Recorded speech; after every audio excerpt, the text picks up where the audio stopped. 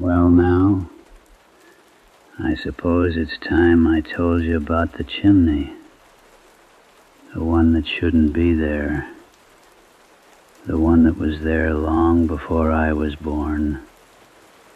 And will be there long after I'm gone, I reckon. Some things don't belong to any particular person or any particular time. They just belong to the mountain itself. And the mountain keeps what it wants to keep. My name doesn't matter much anymore. Haven't used it in a way that means anything for about 30 years now. But I'll tell you what does matter. That you listen careful-like to what I'm about to say. Not because it'll keep you safe. That ship sailed a long time ago for most folks who've heard this story. But because the knowing, well, the knowing is important. The Redacted Archives made sure of that. They collected this case back in 1952, when they still thought they could catalog these things, understand them, file them away neat and tidy like some county record in a courthouse basement. They came to me with their leather notebooks and their serious faces, wanting to document everything I could remember. They couldn't make sense of it. And neither can I, not really. Not anymore. I grew up in a holler about 40 miles east of where the ridge road bends north toward the old logging territory.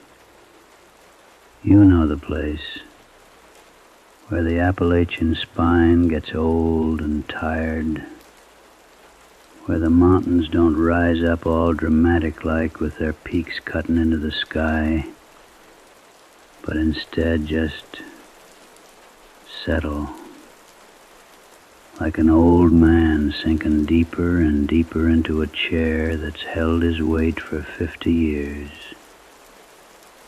The kind of sinking that happens slow, inevitable, pulling you down into the earth a little bit at a time. The soil there is red. Not the kind of red you see in pictures or on postcards, but the deep, iron-dark red that stains your fingernails when you dig in it. Gets under the skin, too. I've got red crescents under my fingernails even now, and I haven't worked that soil in 20 years. My people had dug in that soil for generations. My grandfather did it, his grandfather before him, back and back, until the chain of memory broke apart like a rusted link in an old fence, and you can't tell anymore where one generation ends and another begins. The air in that holler smells a certain way. Not bad exactly, but old. Like damp pine mixed with something else. Something that's been decomposing in the rich earth for longer than anyone can measure. That smell gets into your clothes, your hair, your lungs. I can still smell it sometimes, even though I haven't been back there in years, even though I've tried to leave it all behind. When I was 17 years old, and this was in the autumn of 1931, when the world was breaking apart in ways nobody quite understood yet, my Uncle Harlan asked me to walk with him up to the ridge. He said there was something he needed to show me. Something that had been shown to him when he was about my age, and to his father before him, going back generations. Said it was time I knew the truth about certain things on the mountain, about certain rules, about the things that live in the spaces between what you can see and what you can feel. Now, I didn't think much of it then. I was 17, and 17-year-olds don't think much about anything except girls and work and the next meal. Their bones ache from labor in a way that makes the future seem distant and unreal. So I went with him without asking too many questions. We packed some bread and dried meat, filled our canteens with water from the well, and started climbing. We walked for most of a day, moving higher and higher into the laurel thickets, where the sun barely penetrates the dense canopy, and the fog sits down low and thick even in the middle of afternoon.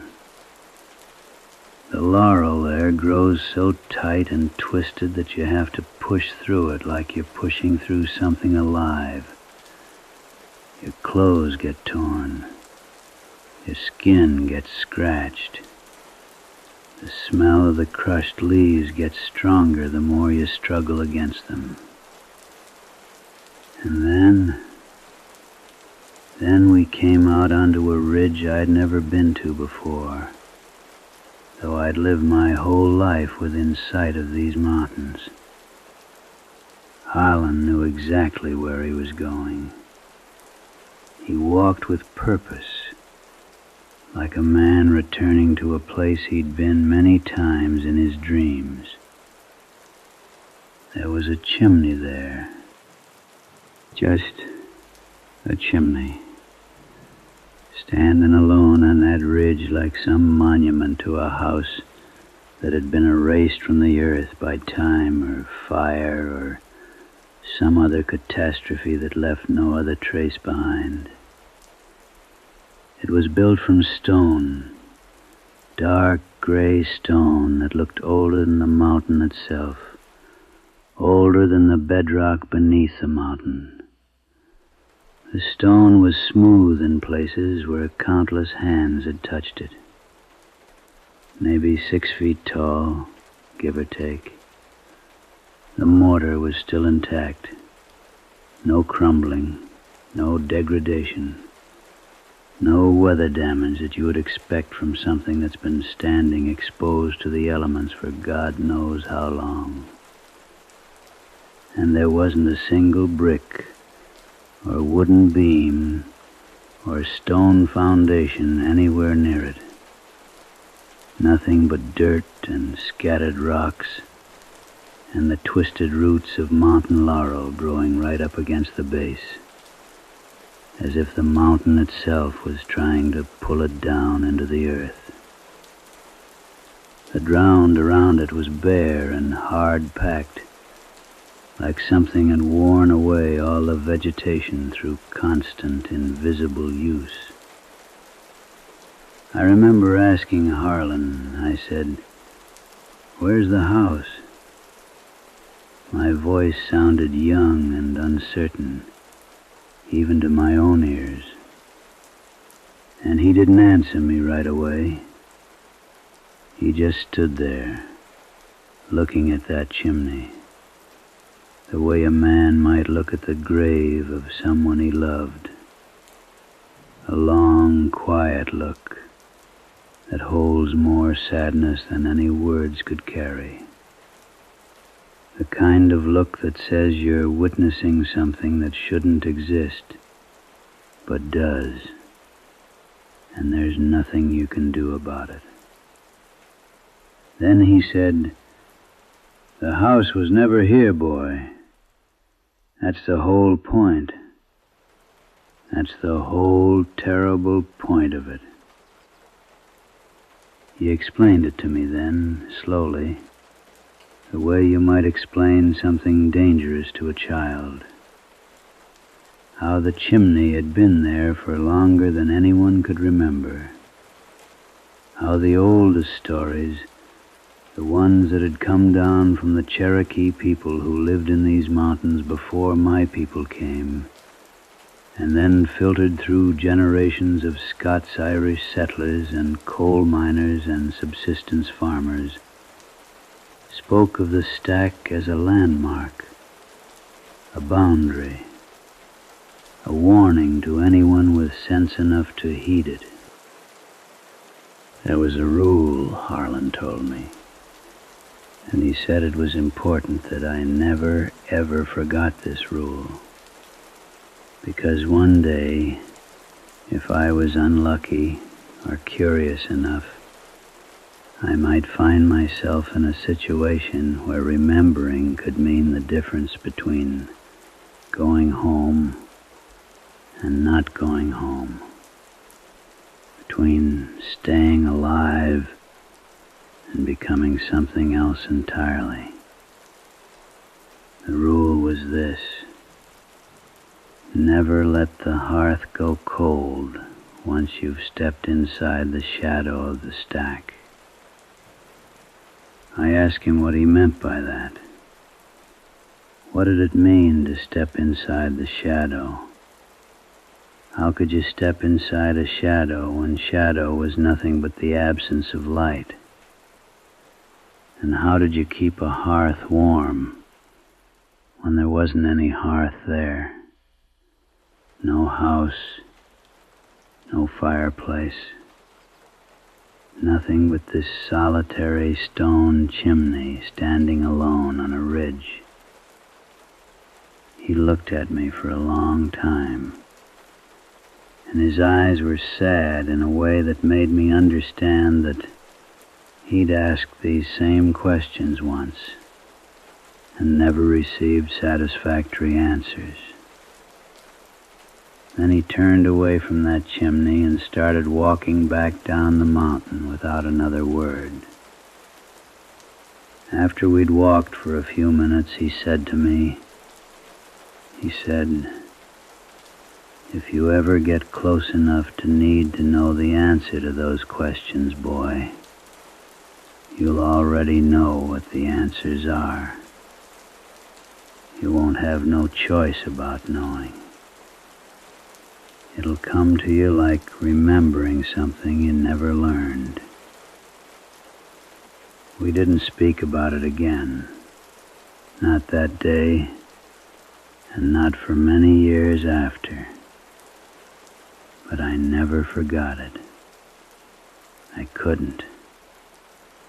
Because after that day, every time the wind would blow through our hollow a certain way, usually in the late evening, when the light was going gray and the shadows were getting long, it would make a whistling sound. Not a normal wind sound. This was something else entirely. Musical almost. Like something was moving through the air that shouldn't be moving. Like the air itself was vibrating at a frequency that hurt to hear, even though you could barely hear it at all. Harlan called it the dinner bell wind. He said, "When you hear that sound, boy, you thank the Lord it's just wind.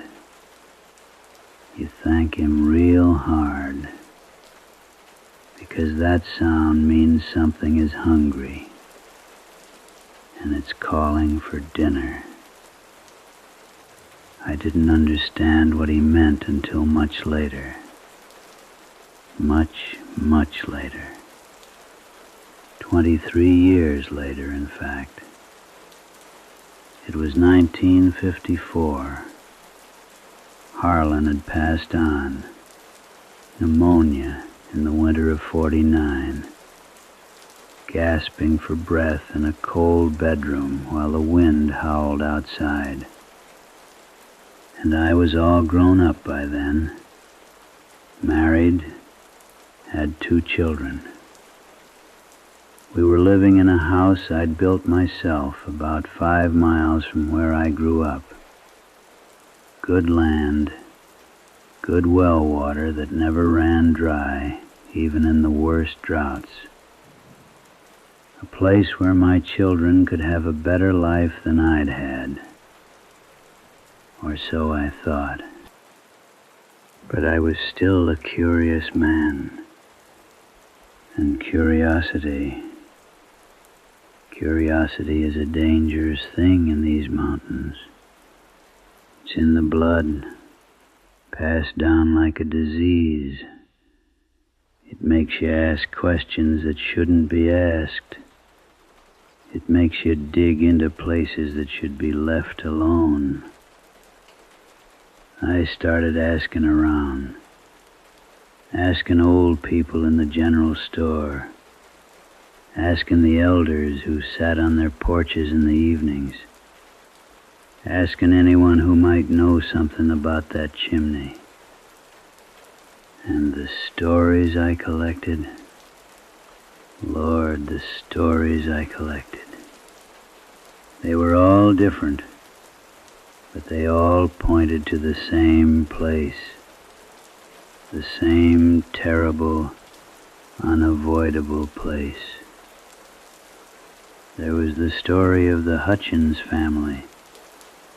This would have been around 1887 or so, according to the account that I found in an old newspaper in the county courthouse.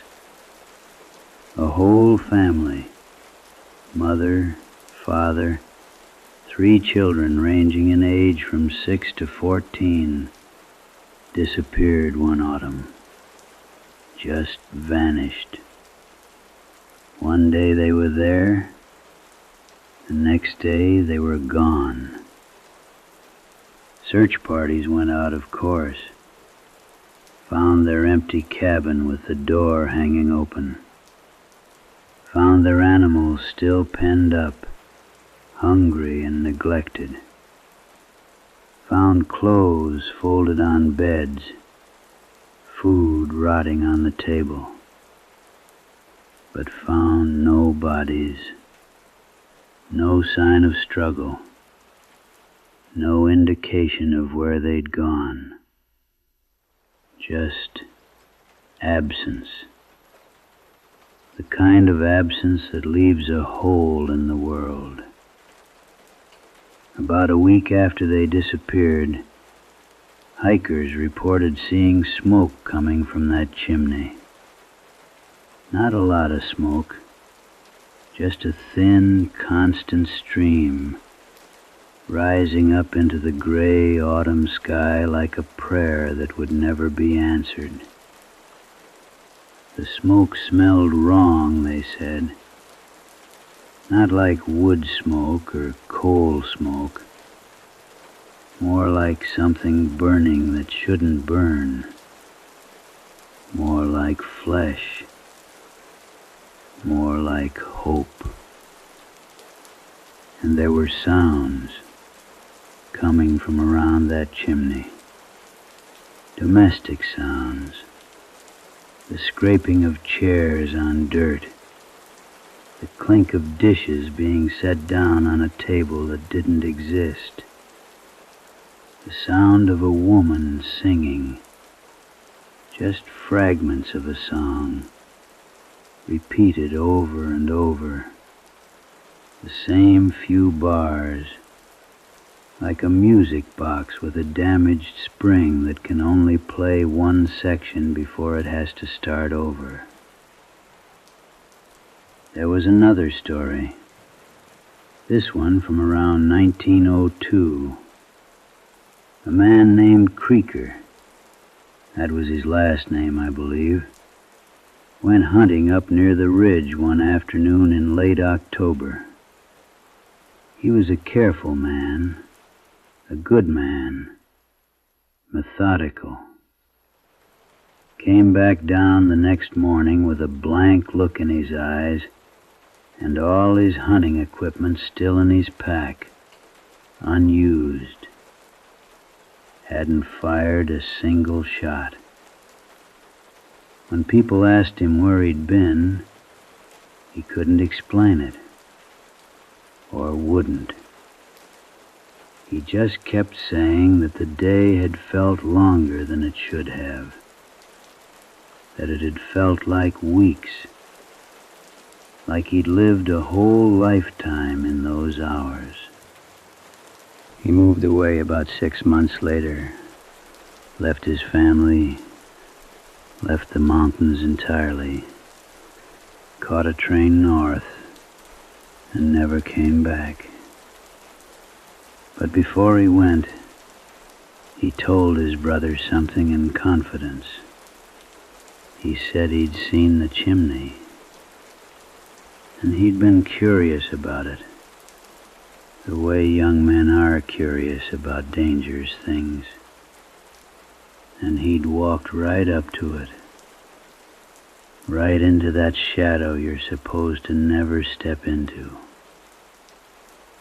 And there had been a fire inside it, a hearth that shouldn't exist, red and glowing and warm, radiating heat, even though there was no wood, no coal, nothing burning that he could see. And there had been voices coming from that fire, family voices, a mother calling out names, a father laughing, children playing some kind of game that he couldn't quite understand. And they had been calling to him, not by his name. He said they didn't know his name, had never met him, but they were calling him anyway, calling him like he belonged there, like he'd just stepped out of the room for a moment, and they were wondering where he'd gone. Like his chair at the table was empty, and they needed him to sit down, because dinner was ready, because dinner had always been ready, and it would always be ready, as long as the hearth didn't go cold. The dinner bell wind, that's what brings them to you. Harlan said that, and the old people confirmed it. That's what called you to the chimney, because the Unbuilt family, that's what the archives called them in their official documentation, they need people. They need the sounds of a home, the presence of family, the warmth of a living hearth. But there's no house. There's no room with a table and chairs. There's no dinner being made in some kitchen that exists only in shadow. There's just that chimney, standing alone on that ridge, and the hungry sound of voices that aren't quite human anymore. The scraping of furniture on an earth floor that doesn't exist. The smell of bread that's never actually baking. The phantom warmth of a fire that exists only in one place, in one moment, in the shadow of that stack. Just wind and the settling of old buildings. I went there, you know, after I learned all those stories, after I heard them told and retold by people who'd lost family members, or friends, or neighbors to that place. I went up to that ridge, and I found that chimney, and I stood about 50 feet away from it. I was older by then, middle-aged. My joints ached in the mornings. I had my children at home, waiting for me. I had a wife depending on me. I had responsibilities that should have kept me away from that place. But I needed to see it for myself.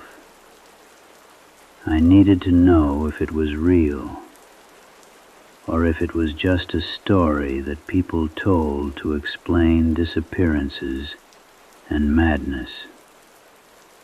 And I could hear it. Even from 50 feet away, I could hear it. The sounds inside that chimney. The domestic sounds. Someone humming. It sounded like my mother. My mother had been dead for 7 years by that point, and I'd thought I'd forgotten the exact quality of her voice.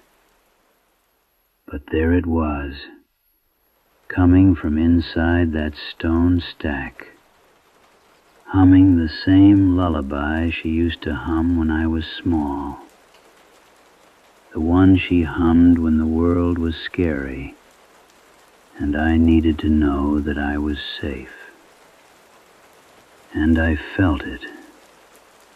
I felt that warmth, that pull, the way a hearth pulls you to it on a cold night, the way home pulls you when you've been away too long, the way family pulls you, even when family is dead, even when family is gone. I almost stepped into that shadow. My hand was shaking. My feet were moving forward without my permission.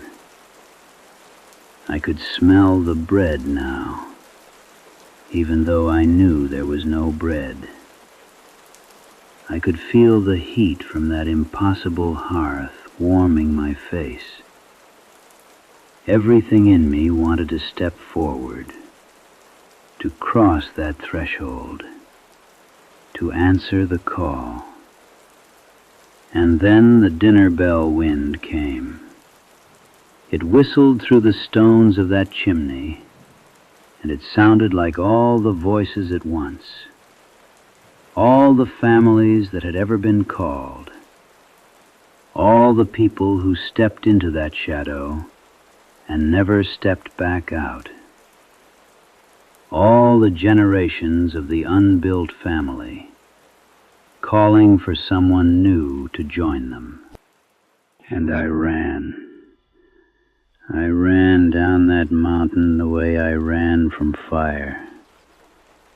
I didn't stop until I was back home with my wife and children, sitting by our own warm hearth, the real one, the one that existed in stone and mortar and actual wood, burning in an actual fireplace. And I stayed there. I stayed in the light and warmth of a real house, with real family. And I never went back to that ridge. But I remember. And I told the archives about it when they came looking for records in 1952. They interviewed me for 3 days. I gave them everything I could remember. That's how case file 065 came to exist. That's how my story became part of their collection, filed away in some basement where people like them could study it and try to understand. The wind has lessened slightly, become almost peaceful. They asked me what I thought would happen if someone actually let the hearth go cold. If someone went into that shadow and then left the fire unattended, Let it die down to ash and nothing. I told them I didn't know, and that was the truth. I don't know, because no one who's done that has ever come back to tell the story. No one who's seen what happens when you break the rule. But sometimes, when the wind blows a certain way, I can still hear it. That humming, those voices. And I wonder about the people who stepped into that shadow. I wonder if they're still there, maintaining some impossible hearth that exists only in the dark inside that chimney. I wonder if they take turns calling out, if the mother hums while the father stokes the fire, if the children play their games in the ash and embers that never quite turn to nothing. I wonder if, when someone else finally steps into that shadow, and someone will, eventually, because curiosity is a disease in these mountains, and there's no cure for it once it gets into your blood. I wonder if they'll find a place already waiting for them. A chair pulled out at a table that exists nowhere. A plate set down for a meal that never ends. I wonder if they'll hear me, if I'll be there, calling them, the way the others call. Because, you see, the archives collected my story. They documented it. They filed it away. But they never asked me what I saw when I was standing on that ridge, looking at the dinner bell wind whistle through that chimney stack. They never asked me if I felt it. If the warmth I felt was really coming from 50 feet away, or if maybe I was already standing in the shadow. If maybe I never actually left that ridge at all. You should rest now. Let yourself drift. The mountains are quiet at this hour. The wind is gentle and far away. There's nothing here that will hurt you tonight. Not tonight. Not yet.